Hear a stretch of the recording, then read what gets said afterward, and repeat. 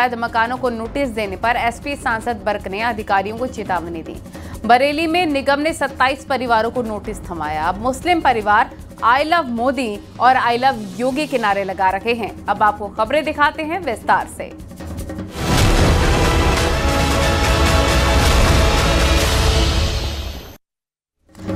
अंबेडकर नगर के अकबरपुर के एसपी विधायक राम अचल राजभर ने बाबा बागेश्वर पर विवादित बयान दिया।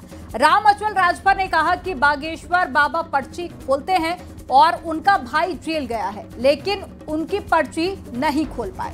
बीजेपी ने जहां समाजवादी पार्टी को सनातन विरोधी बताया, वहीं एसपी विधायक के बयान पर अयोध्या के संत भी भड़क गए और एसपी को हिंदुत्व विरोधी पार्टी कहा है। दिखाते हैं आपको रिपोर्ट।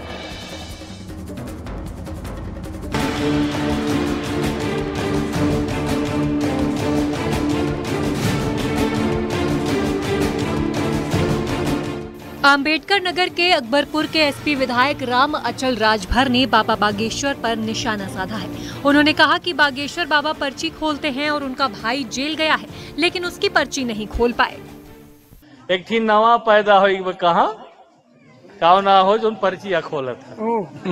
बागेश्वर धाम, बागेश्वर धाम, बागेश्वर धाम, बागेश्वर धाम बाबा पर्ची खोलत है और उनके भाई कट्टा में पकड़ के जेल के चला गया, ओकर पर्ची ना खोले। अरे आरएसएस बीजेपी वालों बहुत गरियावत है। एसपी विधायक के वायरल वीडियो पर सियासत तेज हो गई है। बीजेपी ने एसपी को सनातन विरोधी बताया है। देखिए, समाजवादी पार्टी की सोच ही सनातन विरोधी है। सनातन आस्था के हर प्रतीक, हर केंद्र बिंदु, हर साहित्य पर, हर धर्म ग्रंथ पर सवाल उठाना ये समाजवादी पार्टी के नेताओं की पूरी तरह से पहचान बन चुकी है। एसपी विधायक के बयान पर अयोध्या के संत भड़क गए हैं। उनका कहना है कि राम अचल राजभर का बयान सनातन धर्म और हिंदुत्व विरोधी है। बता रहे हैं कि बागेश्वर के भाई ने कट्टा रखा है, बिल्कुल निर्विरोध था, ये निराधार है, क्योंकि मध्य प्रदेश सरकार ने स्पष्ट किया है कि उनके पास कोई कट्टा नहीं था। उनके ऊपर एक इल्जाम लगाया। ऐसे ही पीडीए के लोगों ने उनको बदनाम करने के लिए, बागेश्वर धाम को, सरकार को बदनाम करने के लिए ये आरोप लगाया था।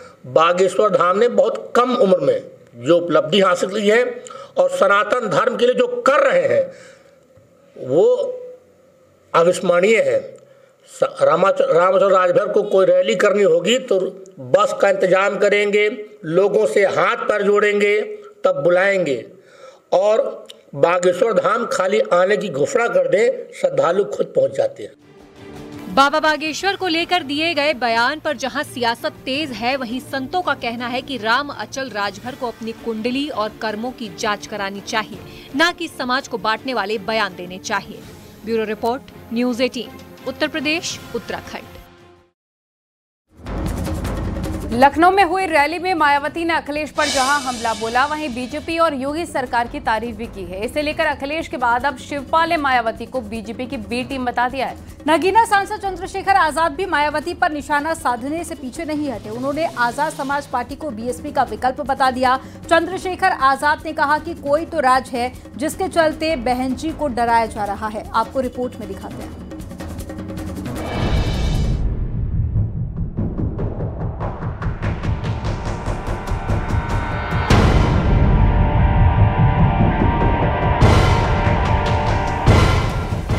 जब ये सत्ता से बाहर हो जाते हैं तब इनको हमारे संत गुरु और महापुरुष याद आते हैं। तो ऐसे दोगले लोगों से आप लोगों को बहुत ही सावधान रहने की जरूरत है।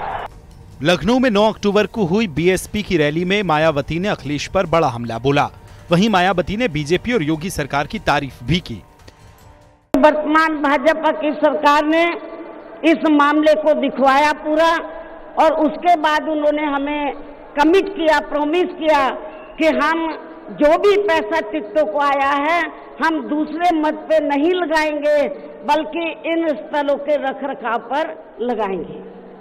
उन्होंने ये लगाया, इसलिए हमारी पार्टी उनकी आभारी है। योगी सरकार की तारीफ को लेकर अखिलेश के बाद अब शिवपाल ने मायावती को बीजेपी की बी टीम बता दिया है। देखिए, वो तो भारतीय जनता पार्टी के ये सारे पर चल रही हैं, सबको पता है, सबको जानकारी है, तो वहीं से मैनेज होकर के सब बातें करते हैं। नगीना से सांसद चंद्रशेखर आजाद ने आजाद समाज पार्टी को बीएसपी का विकल्प बता दिया। चंद्रशेखर आजाद ने कहा कि यदि कोई तो राज है जिसके चलते बहन जी को डराया जा रहा है। हम उनका सम्मान करते हैं और पता नहीं क्यों ऐसा नजर आता है कि उनके ऊपर कोई जैसे कोई राज उनका छिपा हुआ है, जैसे उनको डराया जा रहा है। मैं तो उनसे कहूंगा, जिस सरकार के नेतृत्व में जो है हमारे महापुरुषों का अपमान किया जा रहा है, उस सरकार की तारीफ करना ये कहीं से तर्कसंगत नहीं है। ये बड़ा चिंता का विषय और समाज में इस बात को लेके बड़ी अफरा तफरी है। मैं लोगों से कहूंगा कि हिम्मत ना हारे, उनकी नई ताकतों में आजाद समाज पार्टी मैदान। बीएसपी की रैली से योगी की तारीफ के बाद सियासत तेज है। तमाम सियासी दल खुद को सबसे बड़ा दलित हितैषी बनाने में जुटे हुए हैं। समाजवादी पार्टी पूरी कोशिश करेगी कि बहुजन समाज पार्टी से चुनाव से पहले ये जो नैरेटिव बहुजन बीएसपी की तरफ से खड़ा किया जा रहा है कि वो दलित विरोधी हैं, समाजवादी पार्टी और अखिलेश यादव की सरकार में दलितों की अनदेखी हुई थी, तो इस नैरेटिव के मुकाबले के लिए समाजवादी पार्टी अब अलर्ट मोड में है और पलटवार करने की भरपूर तैयारी कर रही है। मायावती ने पीडीए अभियान पर निशाना साधा तो एसपी भी पलटवार को तैयार है। वहीं चंद्रशेखर आजाद भी सियासी मौके को क्रैश कराने में जुट गए हैं। Bureau report, news 18, UP Uttarakhand.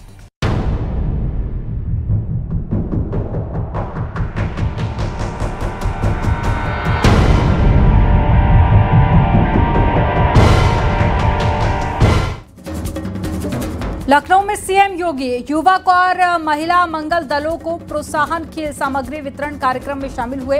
युवक और महिला मंगल दलों को प्रोत्साहन खेल सामग्री वितरित की गई। और इस मौके पर सीएम योगी ने खेल के साथ लोक गाथाओं पर आधारित कार्यक्रम करने की भी अपील की। कमलों के माध्यम से और इसी क्रम में हम बहुत सारी जगह प्रारंभ भी हो चुका है, बहुत सारी जगह रजिस्ट्रेशन चल रहे हैं। सैकड़ों और हजारों नौजवानों को एक जनपद में मंच मिल जाता है खेलने का। एक स्वस्थ प्रतिस्पर्धा के साथ लोगों के मन में एक स्वस्थ प्रतिस्पर्धा आती है और स्वस्थ प्रतिस्पर्धा आगे बढ़ती है तो ये विकास को प्रोत्साहित करती है, समाज को आगे बढ़ने के लिए प्रेरणा देती है। और ये खेलकूद की प्रतियोगिता और स्पोर्ट्स किट उसमें सहयोगी बन सकते हैं। इस दृष्टि से आज का एक कार्यक्रम अत्यंत महत्वपूर्ण है। और यूपी बीजेपी का हाईटेक हेड ऑफिस जल्द ही जियामऊ में बनाया जाएगा। मौजूदा बीजेपी प्रदेश कार्यालय बीजेपी की अपनी जमीन पर नहीं है, ऐसे में पार्टी ने जियामऊ में जमीन खरीद के नए कार्यालय बनाने की तैयारी कर ली है। 58,000 वर्ग फीट में फैला नया बीजेपी ऑफिस 8 मंजिल का होगा, जिसमें म्यूजियम भी बनाया जाएगा। आईटी और मीडिया टीम के साथ महामंत्री संगठन प्रदेश अध्यक्ष के ऑफिस भी होंगे। Social media, IT, war room, planning centre, election management के साथ मिलाकर 40 से ज्यादा कमरे तैयार होंगे। दिखाते हैं आपको रिपोर्ट।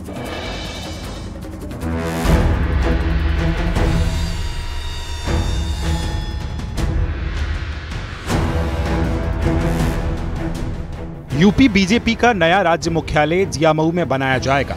मौजूदा बीजेपी प्रदेश कार्यालय बीजेपी की अपनी जमीन पर नहीं है, ऐसे में पार्टी ने जियामऊ में जमीन खरीदने के लिए नए कार्यालय बनाने की तैयारी कर ली है।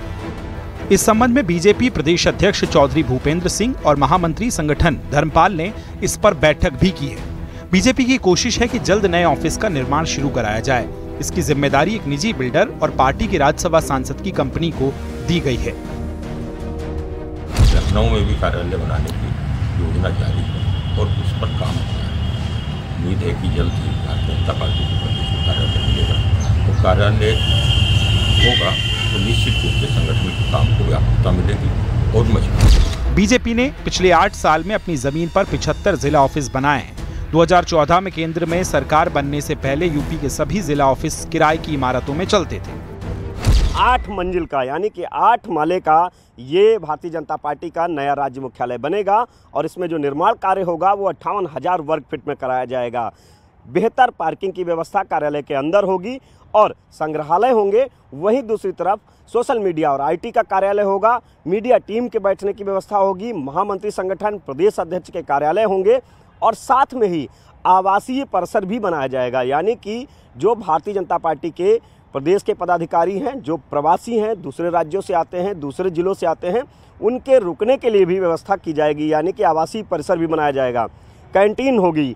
यही नहीं, भारतीय जनता पार्टी के संगठन की ये कोशिश है कि इस राज्य मुख्यालय में सोशल मीडिया और आईटी की बेहतर टीम बैठने के लिए वो अत्याधुनिक सुविधाएं भी मौजूद रहें। वार रूम बनाया जाएगा, योजना कक्ष, चुनावी प्रबंधन का कक्ष, ऐसे 40 से ज़्यादा कक्ष भी बनाए जाएंगे। 8 मंजिल के इस भारतीय जनता पार्टी के नए राज्य मुख्यालय के बनाने की तैयारी तेज हो गई है। पिछले दिनों भारतीय जनता पार्टी के महामंत्री संगठन धर्मपाल और भारतीय जनता पार्टी के प्रदेश के अध्यक्ष भूपेंद्र चौधरी समेत महामंत्रियों की एक बैठक हुई और इस बैठक में पूरी प्लानिंग भी तय की गई कि ये 8 मंजिल का जो भारतीय जनता पार्टी का नया राज्य मुख्यालय बनेगा वो किस तरह से होगा और इसकी पूरी प्लानिंग की गई। कैमरामैन मनोज शाही के साथ संकेत मिश्रा, न्यूज़ 18 लखनऊ। संभल में 80 अवैध मकानों को नोटिस देने पर एसपी सांसद बर्क ने अधिकारियों को चिताया है। बर्क ने कहा है कि सरकारें बदलती रहती हैं, अधिकारी अपने विवेक से काम करें। वहीं बरेली में नगर निगम ने 27 परिवारों को नोटिस थमा दिया। 15 दिन के अंदर घर खाली नहीं करने पर बुलडोजर एक्शन होगा। अब मुस्लिम परिवार आई लव मोदी और आई लव योगी के नारे लगा रहे हैं। आपको रिपोर्ट में दिखाते हैं।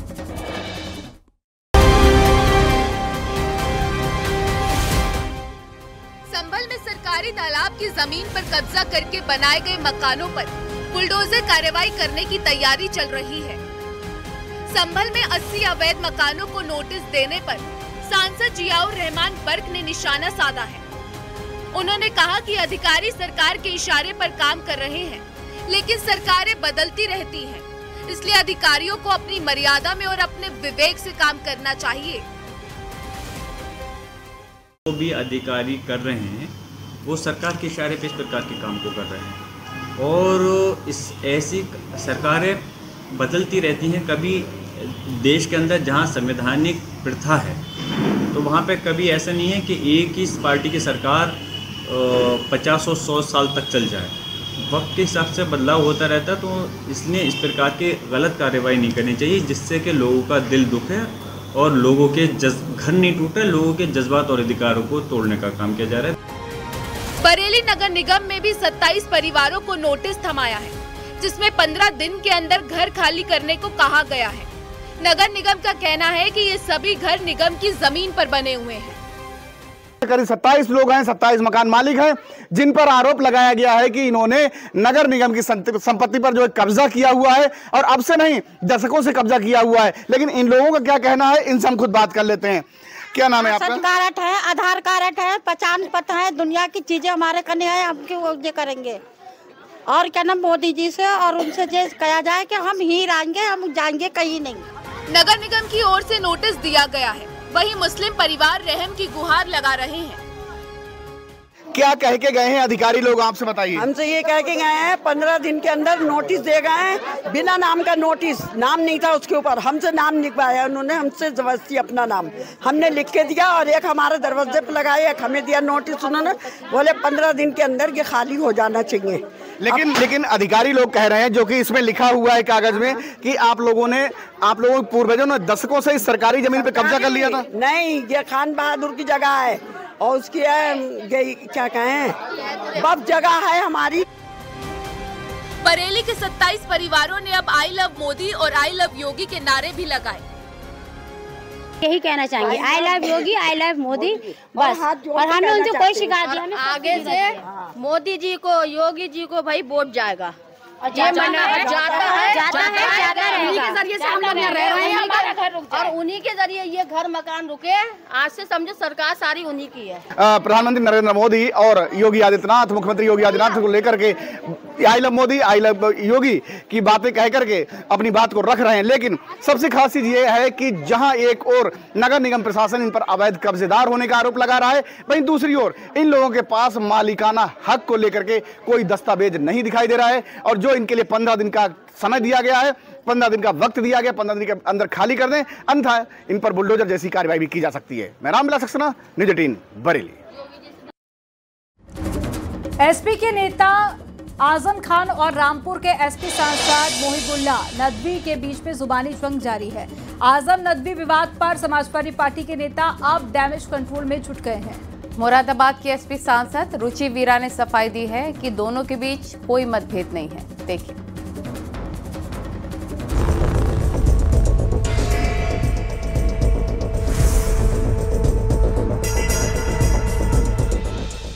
रामपुर से एसपी सांसद मोहिबुल्ला नदवी और एसपी नेता आजम खान के बीच तल्खी लगातार बढ़ती जा रही है। मोहिबुल्ला नदवी ने उस बयान का करारा जवाब दिया जिसमें आजम खान ने उन्हें ना पहचानने की बात कही थी। एसपी सांसद मोहिबुल्ला नदवी ने कहा कि जिले की 20 लाख आबादी का नेतृत्व करने वाले सांसद को अगर कोई नहीं पहचानता है तो इससे कोई फर्क नहीं पड़ता।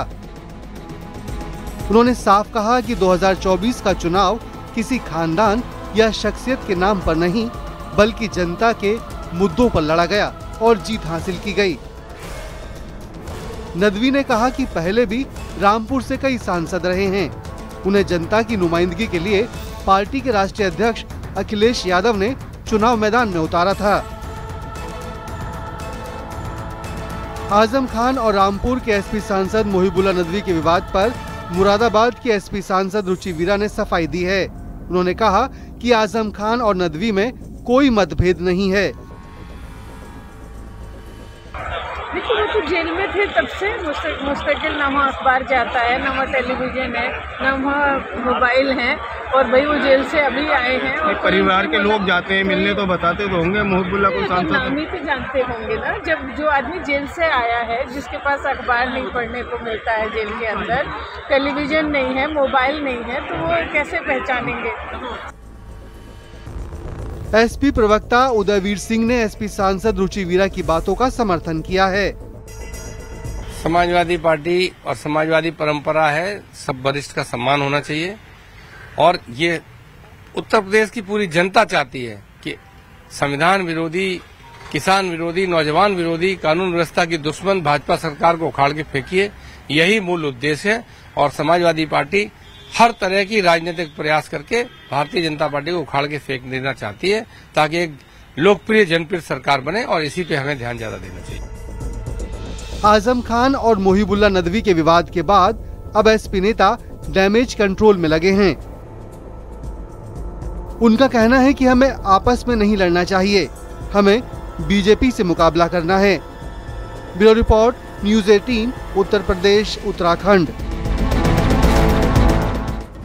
यूपी में टूरिज्म का क्रेज बढ़ गया है, यानी पर्यटकों की भागीदारी यूपी में तेजी से हो रही है। वहीं उत्तराखंड में चारधाम यात्रा में अब तक रिकॉर्ड दर्शन हुए हैं। सोशल मीडिया पर पोस्ट कर सीएम योगी ने लिखा कि पीएम मोदी के मार्गदर्शन में नया यूपी आज देश के लिए टूरिज्म और ट्रांसफॉर्मेशन की प्रेरणा बन गया है। वहीं चारधाम यात्रा में श्रद्धालुओं ने पिछले रिकॉर्ड भी तोड़ दिए हैं।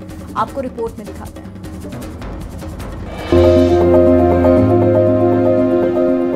उत्तर प्रदेश आज पूरा देश ही नहीं बल्कि दुनिया को अपनी ओर पर्यटन की दृष्टि से लुभाने में सफल हुआ है।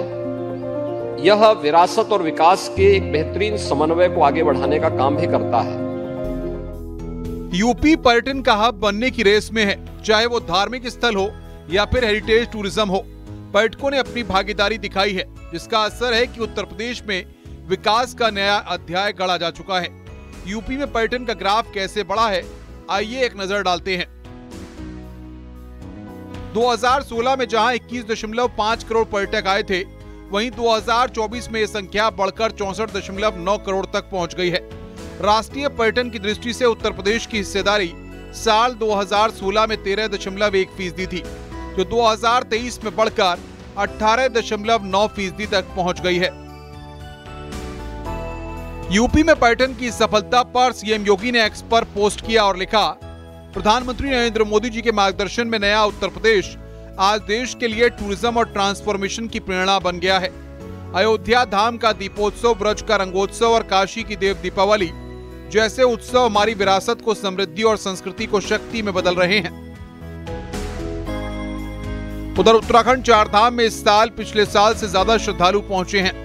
पिछले साल जहां 48,04,000 श्रद्धालु चारधाम पहुंचे थे, वहीं इस साल अब तक 48,21,000 लोग चारधाम पहुंचे हैं। 16,81,000 भक्त केदारनाथ, बद्रीनाथ 14,78,000 श्रद्धालु, गंगोत्री में 7,41,000 तीर्थयात्री, यमुनोत्री में 6,35,000 श्रद्धालु, हेमकुंड साहिब में 2,74,000 श्रद्धालु। पर्यटन की दिशा में यूपी उत्तराखंड विकास के नए आयाम गढ़ रहे हैं। जहां चारधाम यात्रा में पर्यटकों की संख्या हर साल बढ़ रही है, तो वहीं उत्तर प्रदेश में भी अब पर्यटक बढ़ रहे हैं। Bureau report, news 18, Uttar Pradesh Uttarakhand.